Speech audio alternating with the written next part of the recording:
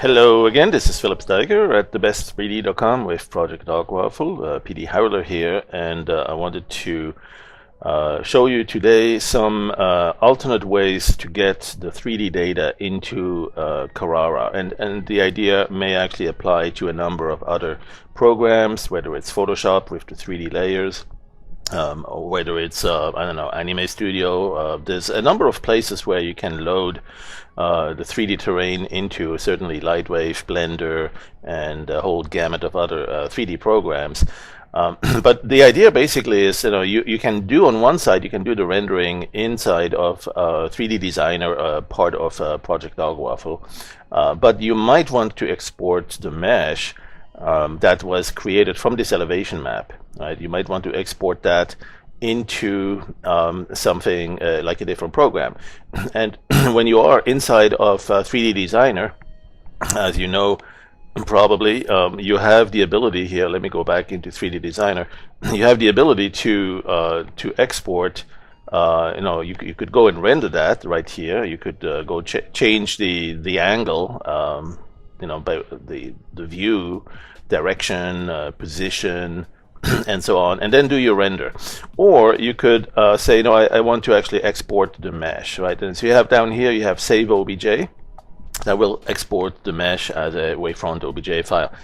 That's one way to get it into the other programs, and that OBJ file will include whatever deformation you apply to that surface, including things like the erosion. You see how I'm changing the amount of erosion here, and that does modify the resulting terrain mesh. You also have some parameters here like the flatness control, the flatness threshold, the amount of rainfall, and some others, and the sediments. That too will change how steep those cliffs are inside the valleys here, or if you fill them up with sediments, right? And so that all of these things have an impact. Many of these parameters here have an impact on the actual mesh. And then it's also a function of what angle do you have the light shining on it. That's of course going to be used for the rendering. It's no longer deforming the mesh itself. But you can play with that as well here, and you can in fact save the lighting maps. There are two maps, there are two light sources, and you can have those exported too, because in some other programs it might be of real value, or even here to use it as a mask to do all sorts of special effects with those. But let's talk about how to get this mesh, this terrain, replicated or recreated in another program like Carrara. You might have it import into another program and make it a little bit flatter, or you might still have it like this. So there's a lot of things you can do once you have it in those other programs. The trick is to first get it in there. And the problem is that saving the OBJ is a pretty large file. If you click on that, you get a quick reminder that this is an uncompressed text file. It can be a fairly large file. So one thing I wanted to show you is two different ways to load this into Carrara. As far as like a 3D program, this is one of the ways to get it into a 3D program. There are certainly great other programs as well. Maybe you use Blender, maybe you use Lightwave 3D, maybe you use some other programs, 3D Studio Max and that sort of things. So one thing we'll do is we'll take a look at the first method, and that's to simply create or create a new document. And I'm going to go medium or large, empty scene. And then, as I indicated in the past, you could simply go and import that OBJ file. Right? So the file that you exported as an OBJ, you'll see it here. This is the one that I had in the prior example. The original image was 1440 pixels by 810 pixels, right? So the width and the height I actually put into the file name just as a reminder here. And also I had made the image seamless, so in theory I should be able to tile and replicate that the resulting terrain to create a even longer, bigger terrain that doesn't seem to have a seam. we can at this point go and import that, but this is a fairly large file, and it's going to take quite a while to load. So I'm going to skip that. This is 173. It's not too bad. I've loaded bigger, but it takes maybe a few minutes, and that's on my system. Who knows? My system's about 4 years old. It's running an i7 chip, but it's the second generation, and they are now at fourth generation, probably coming out with fifth generation anytime soon. It's getting faster and faster, more cache, more memory, more speed overall. So just because it takes maybe 5 minutes on my system doesn't mean it's going to take that long on yours. But still, it's a lengthy process, because loading an OBJ file is essentially building a surface where every vertex of that terrain mesh can be edited. It's a vertex object. Even if it uses the mesh representation, it's not going to be as optimal as it could be, and if it were handled as a terrain mesh.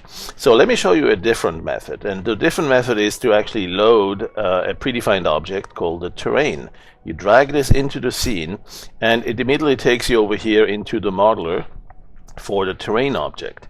Right, now you can go back to the scene, and so here it is. Here's a default terrain, but that's not mine. Right, this is not our elevation map or something like that applied yet. So what I'll do is I'll go into the modeler, which actually it took me directly to, and I'm going to go to the map editor. You could also go straight here to import a map, but the map editor does a little bit more, because it allows you to do some further editing on that. So I wanted to show you that. With the map editor, it's going to lose anything that it had if if there were any erosion or other effects applied here, because Carrara has an extensive map editing or terrain editing capability as well. But one thing I'll do is I'm going to go into the map editor, like I'm here, and I'm going to say, let's go import a map. Right, the image size here. Now by default it's looking for BMP, but we know we can look for other images. And what I'm going to do is go back to that folder where we have some of the renderings I did earlier, and here is our seamless 1440 by 810. That was the first texture. There is a second texture, and there's also some gray maps. So there's an elevation map here. That's the original elevation map, and then there's another one that I saved, and this one is after I went into 3D Designer inside on the Howler side. I went into 3D Designer and created a nice view, which I also rendered here. But I also saved the height map, the elevation map, and I think we call it a depth map actually. And the result is basically very similar to this, but it does also incorporate the displacement from the sediments and the erosion effect. So everything that the geometry is changed to it can be represented in this elevation map. And so I'm going to load that one, and that's actually, I probably need a little bit more room here. I don't know if that's, well, that's probably all there is to it. So let me go and let me see if maybe I need to just load this a little bit bigger. Maybe I need to actually give it the exact dimensions. Let's see if we reload it like this. Like so. Yeah, that's probably just fine. And so we have the terrain in here, and it actually has a default shader already applied. So you saw how quickly that went, though. I mean, this was just rebuilding the mesh out of that original design, the height map, except that the dimensions may not quite be the same aspect ratio. So maybe that works better if your terrain on the Howler side actually was the same aspect ratio, like a square image, right? So here I might have a little bit of a squeeze effect here, but that's okay. You can probably use the scale tool here and just unsqueeze it or send it back into about the same aspect ratio. But the key thing is now, how do we get also that the texture back on it? Right now here we have a different texture. That's the one that Carrara applied. It's a shader that's a terrain shader. And there are many shaders that you can just apply. There's some predefined shaders here. You can go and look for shaders and look for terrain shaders in particular. And so there are some presets, and you can just drag and drop them right on here. and then when you do the preview, you'll see that it changes. When you do the render, you'll see what it changed to, and that may be just exactly what you're looking for. So you have a lot of different presets here, but what you can also do is actually apply the texture that you had created in Howler. And so I wanted to show you how to do that. And so the next thing is to select the object inside the main viewer here and go to the shader and edit that shader.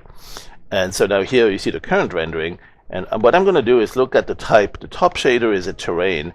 I'm going to switch that all over. I'm going to go to multi-channel. Now you could do this differently. You could actually keep part of that and go into the terrain shader, like there's a mixer here, and maybe make changes at one or two of these different parts. But you see here there's terrain layers. There's different terrain layers inside a terrain type top shader. I'm going to make it simple here and just show the concept and say, well, let's just turn this into a multi-channel shader instead. So now it has pretty much nothing there. And what I want to do is the color needs to be changed to the texture map that came from my Howler session and that I exported. So I'm going to go to change that color. By the way, before I do that, there's also something else. You can see it's a bit shiny here. So for terrain, that doesn't look too good. It looks a bit like chocolate or plastic, or it looks like wet. And what I want to do is perhaps change the highlight here. I don't need that. Change it down to very little, if not, maybe none at all. Same with the shininess. I mean, if there is still some highlight, you may want to have just no shininess there. You may want to also work on the bump, but that may be a function of the terrain colors. Get them somewhat correlated. So I'm going to first work on the color channel here. And the color channel is going to be my texture map right there. Click that, and now we can go and select the texture map. And so that texture map in the same folder, I had it here. There's one here, there's another one here. They're very similar, but I'm gonna go this one, and it recognizes this as a JPEG. And there you go, it's already applied it. So that's a good and quick way to get your existing UV or a texture map that we had in Dogwaffle, save that to a file, and then here load it onto that terrain. And as I mentioned, we can also apply that same source to add a little bit of bumpiness to it. That's in the bump channel. I'm using the Alt key here, right? So with the Alt key, when I'm dragging this down, I'm going to go with the Alt key down so that I can put it into the bump channel and essentially create a duplicate copy. So we have a texture map here. Oh no, it went away here. So what did I do wrong? Maybe I need to get it back. Was that really the Alt key? I always get them mixed up. Let's try that again. Yeah, that was not it. So maybe it's the Control key. Let's go Control, down. Now we got them in both. Okay, so now we have, with the Control key, we managed to copy rather than move the texture map.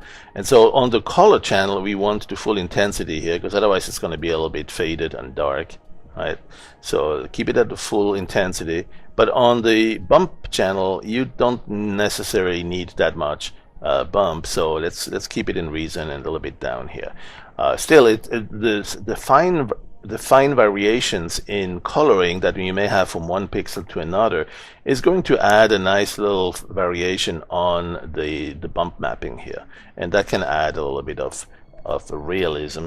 And so I'm going back to the main view here to assemble my scene, and maybe I squeezed it a little bit too much. Let's go S for scale and unsqueeze it a little bit this way. So now I might want to make it go higher though, so S for scale and go to the vertical, and so that's how you can make it a little bit less flat, and then rotate it to roughly the same view that we had with those two peaks in the back there.